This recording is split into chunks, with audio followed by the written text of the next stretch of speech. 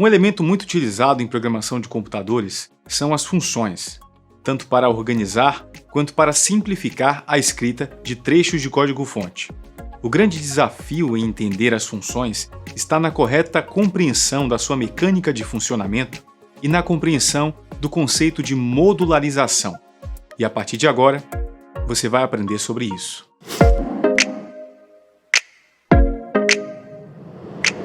Antes de começarmos, eu preciso te falar que este é o último vídeo da série de vídeos sobre programação básica. Portanto, é importante que você já possua os conhecimentos passados nos vídeos anteriores. Você pode encontrar o link para eles aqui abaixo na descrição. Bom, mas vamos ao que interessa.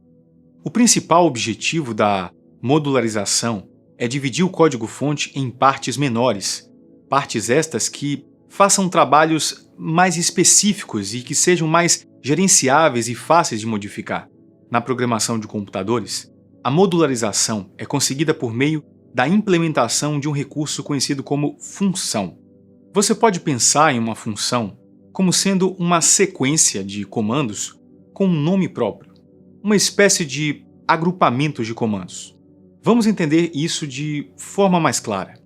Imagine que tenhamos um algoritmo que apresenta algumas mensagens de boas-vindas, cria 3 variáveis, inicializa essas 3 variáveis com valores digitados pelo usuário, cria uma 4ª variável com o resultado da soma da primeira variável com a segunda, cria uma 5ª variável com o resultado da multiplicação da segunda variável com a terceira e imprime na tela o valor das 5 variáveis.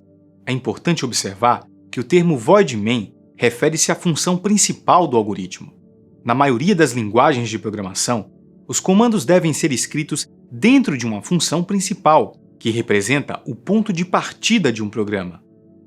É óbvio que esse código é simples de ser compreendido, mas ele acaba tendo a sua legibilidade um pouco prejudicada devido ao fato de ele ser um pouco grande, com muitas tarefas diferentes sendo realizadas no mesmo escopo.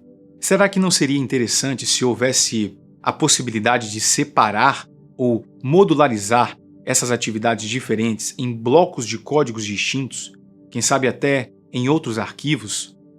É justamente isso que uma função faz. Ela permite separar trechos do seu algoritmo em um outro fragmento de código que pode estar no mesmo arquivo ou até em um arquivo separado. Vamos ver como podemos fazer isto na prática.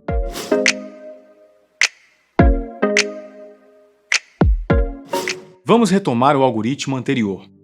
Imagine que precisamos separar em um outro bloco de código a impressão das mensagens de boas-vindas. Para isso, podemos criar uma função denominada boas-vindas.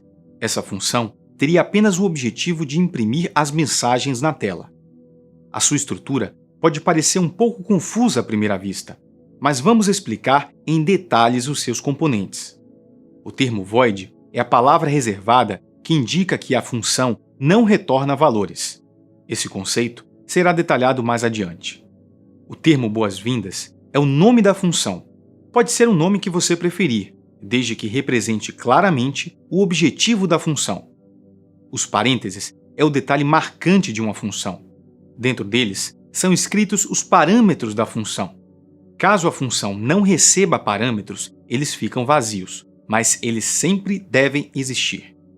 O conceito de parâmetros também será detalhado mais adiante. As chaves delimitam o escopo de uma função. Dentro delas, colocamos todos os comandos que queremos separar do bloco principal do algoritmo.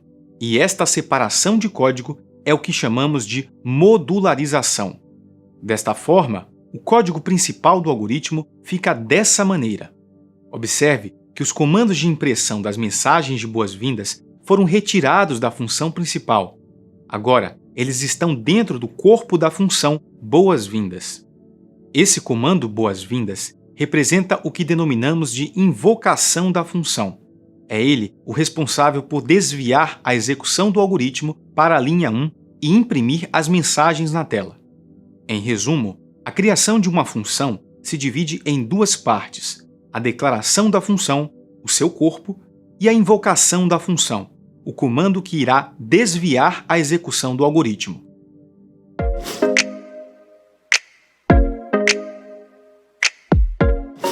Para entender o conceito de retorno de uma função, vamos retomar o mesmo algoritmo anterior, do ponto onde paramos. Agora vamos separar ou modularizar as operações de inicialização, as operações que solicitam valores do usuário. Observe que a inicialização de cada variável consiste apenas em imprimir a mensagem digite um valor e solicitar o valor digitado no teclado pelo comando input. Para essa modularização, podemos criar uma função denominada digitaValor. A declaração dessa função parece mais complicada do que a da seção anterior. Aqui, incluímos a palavra int no lugar do void e também a palavra return. O termo int refere-se ao tipo do retorno da função. Significa que essa função vai retornar, para quem a invocou, um valor do tipo inteiro. E esse retorno é realizado no final da função pela palavra return. Desta forma, o código principal do algoritmo fica da seguinte maneira. É possível observar, nas linhas 6 a 10, a declaração da função digitaValor. Também é possível observar, nas linhas 18 a 20, que os comandos de solicitação foram removidos e, no seu lugar, foram colocados os comandos de invocação da função digitaValor. O diferencial aqui é que essas invocações estão sendo atribuídas às variáveis var1, var2 e var3. Isso é possível, pois a função digitaValor possui um retorno, que é enviado de volta e atribuído às 3 variáveis.